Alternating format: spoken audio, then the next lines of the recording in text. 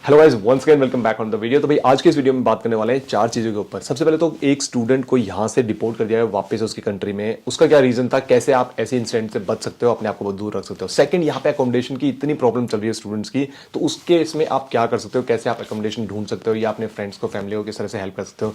तीसरी चीज में हम बात करने वाले स्पॉन्सरशिप जॉब्स। काफी सारे क्वेश्चन मुझे आते हैं कि स्पॉन्सरशिप जॉब से रिलेटेड बताओ भैया कि कौन सी कंपनीज हायर कर रही है, कैसे हम ढूंढ सकते हैं, इंडिया से कैसे अप्लाई कर सकते हैं, यहाँ पे हम किस तरह से अप्लाई कर सकते हैं। और फोर्थ जो चीज है वो यहाँ पे यूके में करंट सिचुएशन किस तरह की चल रही है, स्ट्राइक्स वगैरह हो रही है, उससे स्टूडेंट्स की लाइफ पे क्या इफेक्ट पड़ रहा है, या जो आने वाले स्टूडेंट है या करंट स्टूडेंट्स हैं उनको किस तरह से अफेक्ट कर रही है, वो मतलब टोटल इकोनॉमी को किस तरह से अफेक्ट करेंगी।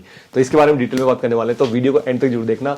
वीडियो शुरू करने से पहले बता दूं, मेरा नाम है राजीव, मैं तो यूके के अंदर स्टूडेंट्स के लिए काफी सारे इंफॉर्मेटिव वीडियोस बनाता हूं। तो चलो वीडियो को शुरू करते हैं। सबसे पहले हम बात करते हैं, एक स्टूडेंट को यूके से वापस डिपोर्ट कर दिया गया उसकी कंट्री में। अब स्टूडेंट कौन था, वो था पाकिस्तान से, बताया जाता है। वो काफी सारी ऑनलाइन न्यूज है, वीडियोज हैं जिसमें सारी चीज बताई हुई है कि एग्जैक्टली में हुआ क्या था। लेकिन मैं आप लोगों को बताता हूं कि भाई यहाँ इस टॉपिक के ऊपर कि भाई चाइल्ड अब्यूज के ऊपर, या फिर अगर आप इस तरह की हरकत मत करो यहाँ पे यूके में आके। मैंने एक वीडियो बनाई थी कि भाई अगर आप यहाँ यूके में आते हो तो मतलब अंडर एज, अगर 18 साल से कम उम्र का कोई है, चाहे लड़का हो चाहे लड़की हो, उसके साथ आप मतलब दोस्ती करो ही मत, क्योंकि आपको प्रॉब्लम में डाल सकती है। तो इस केस में क्या होता है कि भाई यहाँ पे कुछ ऐसे लोग हैं जो यहाँ पे वॉलंटरी काम करते हैं, कोई गवर्नमेंट ऑर्गेनाइजेशन नहीं है, कोई इनको पैसे वैसे नहीं मिलते। वो क्या करते हैं, सोसाइटी में कुछ ऐसे एलिमेंट्स होते हैं, उनको फाइंड आउट करने की कोशिश करते हैं कि भाई कोई ऐसे तो नहीं है कि भाई चाइल्ड अब्यूज या बच्चों के साथ कुछ उल्टी सीधी हरकत करने के लिए सोच रहे हो। तो वो कैसे आइडेंटिफाई करेंगे, वो मतलब फेसबुक पे, इंस्टाग्राम पे, इन जगह अपना अकाउंट बनाते हैं। अपने जो स्टूडेंट्स हैं जो इंडिया से या पाकिस्तान से या बांग्लादेश से, कहीं से भी कोई भी स्टूडेंट यहाँ पे आता है तो डेफिनेटली उनके दिमाग में क्या होता है कि यार यहाँ पे आके तो इजीली गोरियां बन जाती हैं दोस्त, और गोरियों के साथ हम घूम सकते हैं, या फिर पैसे काफी लगे हैं, मतलब ये माइंडसेट होता है कि बहुत पैसा है वहां पे, पेड़ों पे पैसे लगे हुए हैं इस तरह का। और दूसरा कि वो इजीली वहां पे लड़कियां मिल जाती हैं।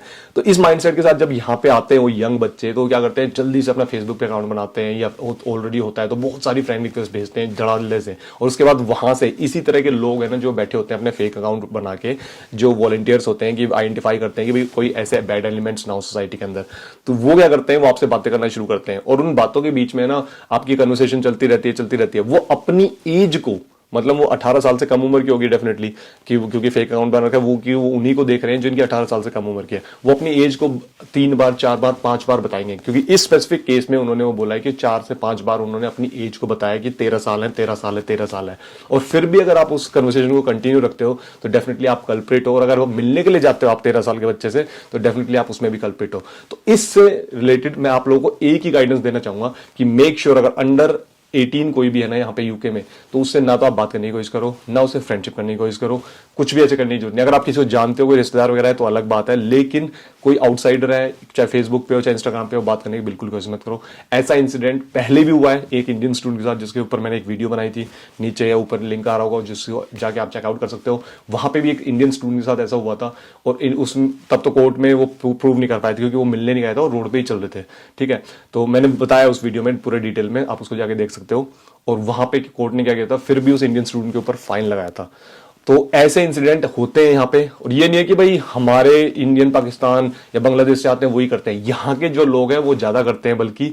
तो लेकिन हमारे वाले जब पकड़े जाते हैं न्यूज में ज्यादा आते हैं, और उससे क्या होता है कि दूसरे स्टूडेंट्स की जो रेपुटेशन है वो भी अफेक्ट होती है। तो मेक श्योर इस बात का जरूर ध्यान में रखना। सेकंड पॉइंट है अकोमोडेशन। बहुत सारे स्टूडेंट्स को, कपल्स को बहुत प्रॉब्लम हो रही है अकोमोडेशन से रिलेटेड। रीजन क्या है कि यूके में इतनी प्रॉब्लम क्यों हो रही है, मतलब कि अकोमोडेशन ढूंढने के लिए, कोई घर किराए पर ढूंढने के लिए।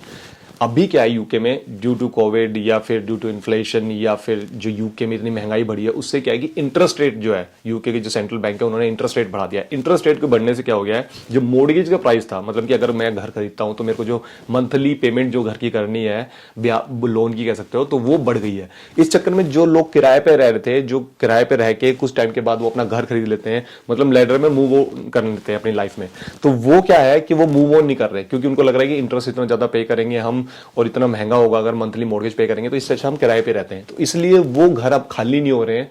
ठीक है, और घर स्टूडेंट जो आते हैं वो तो घर खरीदते नहीं है नए, तो वो घर जो किराए पे हैं ऑलरेडी वो मूव ऑन नहीं कर रहे हैं, तो वो घर जो है वो पकड़ के बैठे हुए हैं। एक रीजन तो ये है। दूसरा रीजन क्या है, नंबर ऑफ स्टूडेंट्स जो यूके में आए हैं, इन्होंने एस्टिमेट किया था 6 लाख स्टूडेंट आएंगे हर साल यूके में बाय 2030, 30 का। ठीक है, अभी 2022 में ऑलरेडी उन्होंने वो टारगेट अचीव कर दिया है, तो मतलब 8 साल पहले उन्होंने अचीव कर दिया है। तो नंबर स्टूडेंट्स इतने सारे आ रहे हैं, हैं, लेकिन गवर्नमेंट उस चीज के लिए प्लान नहीं थी, यूनिवर्सिटीज उस चीज के लिए प्लान नहीं थे। तो अब इस प्रॉब्लम को आप फेस कैसे कर सकते हो, मतलब इसका बेटर सोल्यूशन क्या हो सकता है? तो सबसे पहले तो आपको क्या करना है कि अगर जब भी आप यहाँ पे आने की सोच रहे हो तो अकोमोडेशन से रिलेटेड क्या है, आपको अपने फ्रेंड्स को कॉन्टैक्ट करना है जो भी ऑलरेडी यूनिवर्सिटी में यहाँ पे पढ़ रहे हैं, तो उनको आप कॉन्टैक्ट कर सकते हो, उनके पास क्या अकोमोडेशन पड़ी हो या फिर उनके कोई और दोस्त हो उनके पास अकोमोडेशन हो। उसके बाद सेकंड चीज आप क्या कर सकते हो कि भाई जिस भी एजेंसी के थ्रू या जिस भी एजेंट के थ्रू आप आ रहे हो उनसे पूछ सकते हो कि भाई अगर वो जानते हैं कि ऐसे स्टूडेंट को स्पेसिफिक यूनिवर्सिटी में जो आपको हेल्प कर सकते हैं अकोमोडेशन रिलेटेड। तीसरा, बहुत सारे ऑनलाइन प्लेटफॉर्म्स हैं जैसे कि स्पेयर रूम हो गया, गम ट्री हो गया, राइटमो हो गया, जूपला हो गया, एम्बर स्टूडेंट हो गया, यूनियक हो गया, यूनिक अकोमोडेशन हो गया। ये सारी वेबसाइट है जहां पे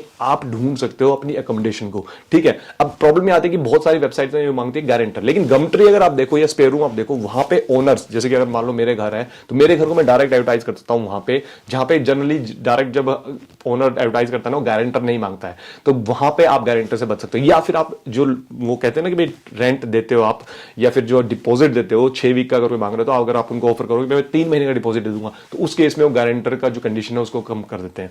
तो इस तरह से आप अकोमोडेशन को ढूंढ सकते हो इजीली यूके में। मुझे पता है बहुत प्रॉब्लम हो रही है, लेकिन यही एक सोल्यूशन है जिसको आप राइटली यूज करके अकोमोडेशन ढूंढ। नेक्स्ट पॉइंट है स्पॉन्सरशिप जॉब का। बहुत सारे स्टूडेंट्स है ना कहते हैं कि हमें इंडिया से डायरेक्ट हम स्पॉन्सरशिप जॉब मिल सकती है कि नहीं, अगर हम स्पॉन्सरशिप जॉब ढूंढते हैं यहाँ पे तो हमें स्पॉन्सरशिप जॉब मिल नहीं रही है, या मतलब हम अप्लाई कर रहे हैं हमें इंटरव्यू कॉल्स नहीं आ रही है। तो इसके लिए मैंने पहले भी काफी सारी वीडियोस बनाई है जिसमें मैंने बताने की कोशिश करी है किस तरह से आप स्पॉन्सरशिप जॉब्स को ढूंढ सकते हो, मतलब जो आपके लिए इजी हो और जिसमें आपका जो कहते हैं ना कि भाई आपका रिस्पॉन्स रेट बहुत ज्यादा बढ़ जाता है। कोल्ड ईमेलिंग करो, कोल्ड ईमेलिंग बहुत अच्छा रिस्पॉन्स मिलता है उसमें। कोल्ड ईमेलिंग का मतलब ये होता है कि एक अच्छी सी ईमेल लिखो, कवर लेटर लिखो। अगर आपको नहीं पता कि भाई किस तरह से ईमेल लिख सकते हो, किस तरह से कवर लेटर लिख सकते हो, किस तरह से अपने सीवी को डिजाइन करो, तो make sure do connect with me. Instagram पे मुझे मैसेज कर सकते हो या फिर you can book a time with me, नीचे लिंक दिया हुआ है।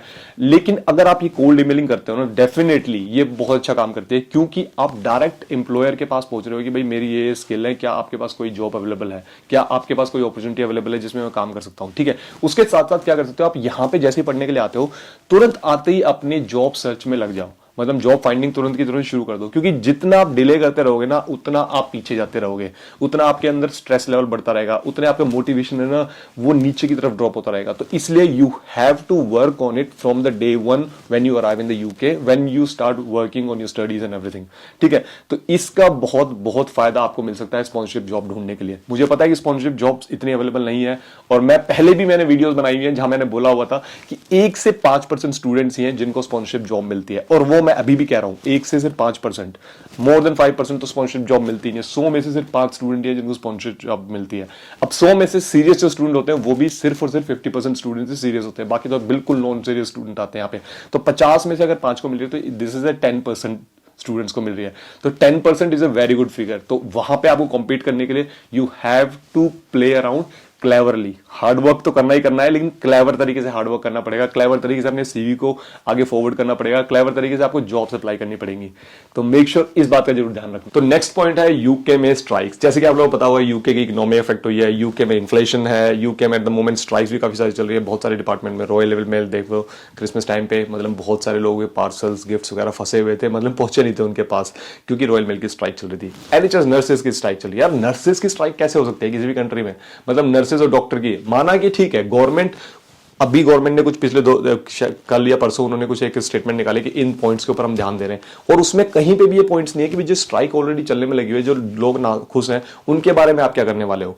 आई नो कि भाई उनकी जो डिमांड है might be that's not right, लेकिन गवर्नमेंट के साथ बैठ के कहीं ना कहीं तो कुछ ना कुछ तो करना चाहिए, क्योंकि एनएचएस की जो स्ट्राइक के कारण नर्सेज, डॉक्टर्स, या फिर वैसे डॉक्टर्स नहीं है स्ट्राइक पे, नर्सेज ही है, नर्सेज जो, और फिर बाय एम्बुलेंस सर्विसेज जो स्ट्राइक पे थी, उसके चक्कर में जो यहाँ पे अगर कोई एम्बुलेंस के लिए कॉल करता है, एमरजेंसी, एम्बुलेंस का मतलब होता है इमरजेंसी के लिए कोई कॉल करता है, 26 घंटे 28 घंटे वेट करना पड़ रहा था। ठीक है, और अभी क्या है उसके चक्कर में बहुत सारे लोग मर भी रहे हैं, क्योंकि उनको क्रिटिकल केयर जो है वो मिल नहीं पा रही, टाइम पे नहीं मिल पा रही।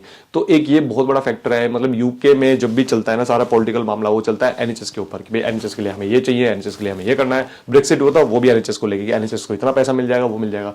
लेकिन अब देखा जाए तो एनएचएस इनसे बिल्कुल भी नहीं संभले जा रही है। I don't know why. एक डेवलप्ड कंट्री है, एक एनएचएस के सिस्टम को नहीं संभाल पा रहे हैं, और इसके लिए हर साल इसके ऊपर बात करते हैं, हर साल कोई नई नई स्ट्रेटेजीज लेके आते हैं। आई डोंट नो उसके अलावा क्या हो रहा है। हाईवे मेंटेनेंस वाले, उनकी भी स्ट्राइक चल रही है, ट्रेन की भी स्ट्राइक चल रही है। अगर आप यहाँ पे स्टूडेंट्स, तो आपको ये अफेक्ट कैसे कर सकता है, मतलब कि भैया ये मुझे कैसे अफेक्ट करेगी ये स्ट्राइक, मेरे से मतलब ही नहीं है, स्ट्राइक नहीं है, ठीक है मैं ट्रेन में जाऊंगा नहीं उस दिन, आपको ये स्ट्राइक पता है किस तरह से इफेक्ट करी? अगर मान लो मेरी कंपनी में स्ट्राइक है या फिर मैं एनएचएस में नर्सिंग में काम करता हूँ, स्ट्राइक है, तो मुझे लगेगा यार ये जॉब है ही नहीं मेरे लिए, मानते ही नहीं है, तो मेरी रिस्पेक्ट ही नहीं कर रहे, क्योंकि हमने स्ट्राइक करी और फिर भी हमें वो जो जिसके लिए हम स्ट्राइक करी वो चीज मानी नहीं इन्होंने। वो क्या करेंगे, वो वहां पे उस जॉब को छोड़ देंगे, उस जॉब को छोड़ के वो क्या करेंगे, वो आ जाएंगे जॉब सर्च वाले पूल में, जहां पे आप ऑलरेडी बैठे हो कि आप जॉब ढूंढने में लगे हो, तो वो भी वहां पे आ गए जॉब सर्च पूल में। और जब जॉब सर्च पूल में वो भी आ जाएंगे तो क्या हो जाएगा, कंपटीशन क्रिएट हो जाएगा। और जब कंपटीशन क्रिएट हो जाएगा तो क्या आपके लिए जो जॉब ढूंढने के क्राइटेरिया था, जॉब ढूंढ रहे थे, आपके लिए चांसेस थे, वो चांसेस आपके कम हो जाएंगे जॉब मिलने के। तो लेकिन इसको आप कैसे ओवरकम कर सकते हो? ओवरकम करने का देखो ज्यादा कोई वैसे बड़ा तरीका नहीं है, आपको स्मार्टली थोड़ी सी मूव लेने पड़ेंगे अपने। स्मार्टली मूव क्या है कि भाई अगर आप यहाँ पे पार्ट टाइम जॉब ढूंढ रहे हो, तुरंत की तुरंत, ये मत वेट करो कि भाई आपने ऑनलाइन अप्लाई करा है उसके बाद यार कोई इसके रिस्पॉन्स आएगा, कोई मेरे को रिस्पॉन्स अगर भेजा नहीं है, मैकडॉनल्ड्स में अप्लाई किया और किसी ने भेजा नहीं है, जाके मैकडॉनल्ड्स में बोलो I want to speak to manager, manager से बात करो और बोलो कि भाई मैं ऐसे ऐसे अप्लाई किया था, can you help me out with. और किसी जगह अगर आपने अप्लाई किया तो इस तरह से आप बात कर सकते हो, ठीक है। किसी को आप जानते हो वो ऑलरेडी अगर आपकी जॉब कहीं पे लगवा सकता है तो इस तरह से बात कर सकते हो। तो मेक श्योर इस तरह से आप अपने जो टाइम का सही यूज कर सकते हो, और चांसेस ये हो सकता है कि भाई आपको ये सारी चीजें इतनी ज्यादा इफेक्ट ना करे। तो यही था इस वीडियो में आपके ऊपर, जो यूके में क्या चल रहा है अभी, कुछ पॉइंट्स के ऊपर बात करने के लिए। तो आई होप आप लोग ये वीडियो चलेगी, वीडियो चलेगी लाइक कर देना। मिलते हैं नेक्स्ट वीडियो में, तब तक के लिए बाय।